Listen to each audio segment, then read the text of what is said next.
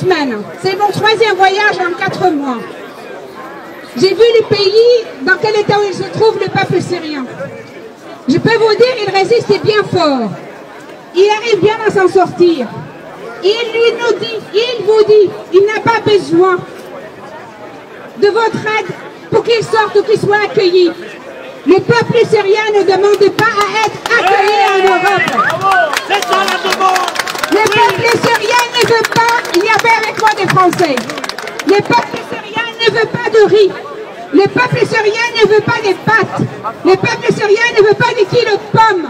Le peuple syrien voudra qu'on lui fiche la paix. Il voudrait des écoles pour ses enfants. Il voudrait des hôpitaux pour se soigner. Et il voudrait vivre en paix comme il vivait en paix. Alors je m'adresse encore et toujours au peuple français.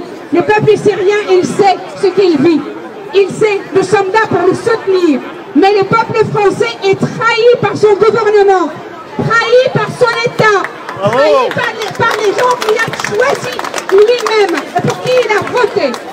Monsieur Hollande, il y a pas plus tard que 2 semaines, il a fait la conférence aux ambassadeurs le 25 août 2015. Qu'a-t-il dit, monsieur le président français, aux ambassadeurs, les représentants de la France au monde entier? Qu'a-t-il dit? Premier point, il faut neutraliser le président Bachar el-Assad. Non à cette demande.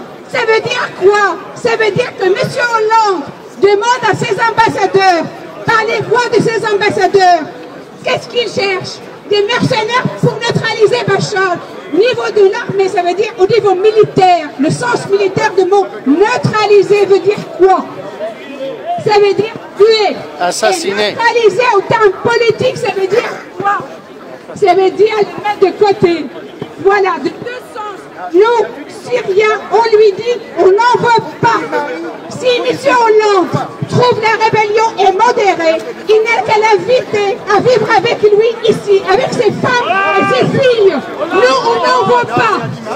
Voilà pour le premier message de M. Hollande aux ambassadeurs français. Deuxième message de M.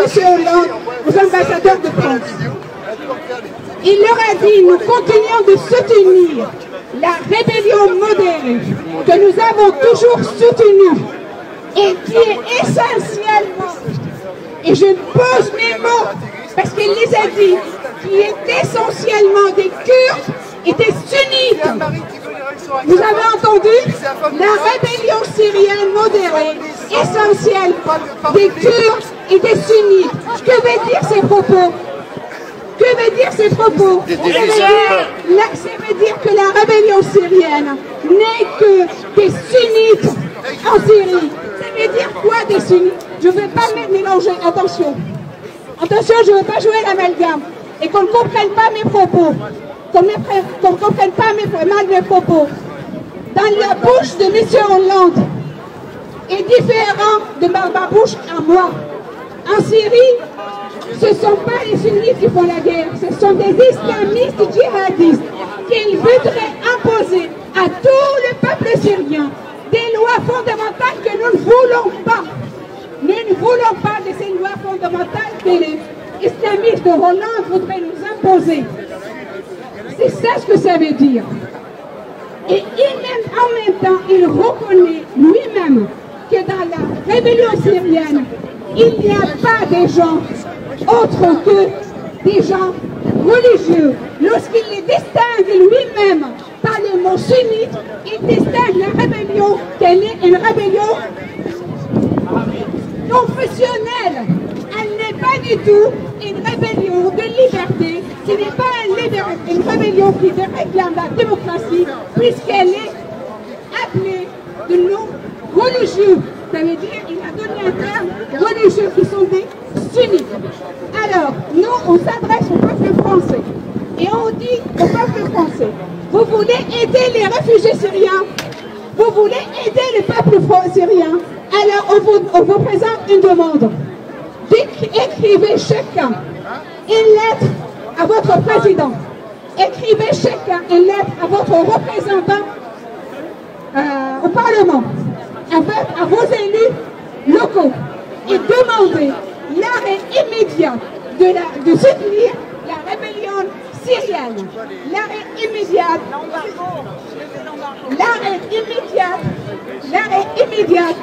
de soutenir la rébellion qui est rien d'autre que Al-Nusra. Je vais vous nommer ce qui se trouve sur le terrain en Syrie. Je vais vous nommer les armées qui se trouvent sur le terrain en Syrie. Ici, vous les voyez tous avec costume cravate, des médecins et des ingénieurs. Je vous l'accorde parce que le peuple syrien est super cultivé.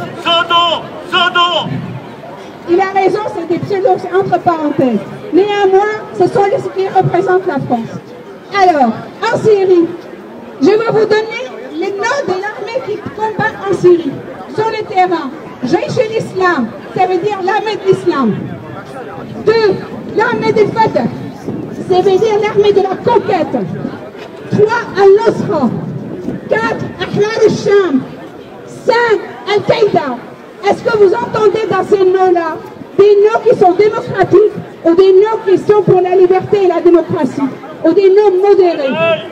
Ça n'existe pas sur le sol en Syrie des gens qui représentent aucune opposition modérée. Ce sont des islamistes tous.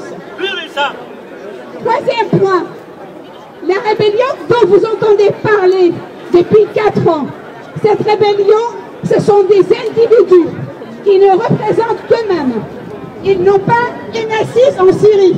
Ils ne sont pas ni représentés, ni reconnus par le peuple syrien.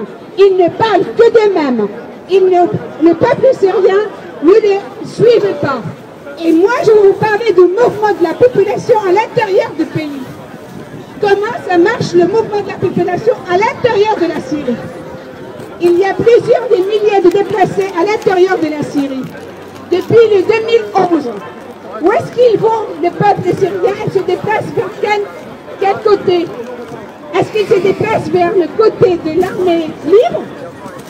Où est-ce qu'ils l'armée syrienne? Et ils se refuge là où il y a l'armée syrienne. Alors si Bachar al-Assad tout son peuple, pourquoi le peuple vient à lui? Il se réfugie dans ses bras. Pourquoi le mouvement de la population ne se fait pas dans l'autre sens? Pourquoi le peuple n'est pas de côté aujourd'hui de la rébellion? Pourquoi? Posez-vous des questions à chaque déclaration politique de nos politiques. Posez-vous la question, pourquoi ils nous disent cela? Qu'est-ce qu'il y a derrière cette déclaration? Aujourd'hui, la France se justifie de frapper la Syrie ou de survoler la Syrie par la vague des réfugiés. L'année dernière, elle a justifié son intervention en Irak par Daesh, qui est rien d'autre qu'une organisation créée par les Américains. Il y a 3 ans, ils voulaient intervenir pour, soi-disant, il y avait les gaz chimiques. Tous les ans, en fin d'été, fin de mois d'août, ils ne trouvent un prétexte pour intervenir militairement en Syrie. Tous les ans, fin d'été, ils ne trouvent un prétexte pour intervenir en Syrie. Cette année, le prétexte, il est les réfugiés. Je reprends le discours de M. Hollande de janvier 2015, toujours devant les ambassadeurs de France. Il disait à ces ambassadeurs, il y a des mouvements de population qui sont déplacés en Jordanie, au Liban et en Turquie. Ils ont causé des problèmes à ces pays-là, des problèmes économiques, humanitaires et humains. Ils vont venir en Europe, il faut qu'on y soit préparé. Aujourd'hui, ils y sont. La Turquie vide ses camps. C'est pas vrai que la Syrie, les immigrés quittent la Syrie. C'est la Turquie qui vide ses camps. Les réfugiés que vous voyez à la télé, ce sont des réfugiés qui viennent de la Turquie. Ils ne sont pas des réfugiés qui sortent de la Syrie. Soyons vraiment attentifs à toute information qui nous est balancée par les médias ou par les hommes politiques. Vous êtes manipulés. Vous êtes manipulés par les sentiments. Vous êtes manipulés par la culpabilité. Vous êtes manipulés par vos propres valeurs. Vous êtes manipulés par vos dirigeants démocrates. Au nom de la démocratie, vous êtes manipulés. Soyons tous attentifs à leur peuple français. Je m'adresse toujours à vous et je vous demande de nous aider. Alors, tous ensemble, on écrit le même courrier à Monsieur le Président de la République française pour lui dire ça suffit l'hémorragie en Syrie, ça suffit la manipulation, ça suffit le mensonge. Arrêtons de soutenir une rébellion qui est islamiste. Demandons à la Turquie et à la Jordanie de fermer ses frontières. 3. Demandez aux pays qui financent la rébellion d'arrêter le financement et l'envoi des armes. À ce moment-là, le peuple syrien reste chez lui en paix et il n'en a pas besoin de vous. Merci de votre attention.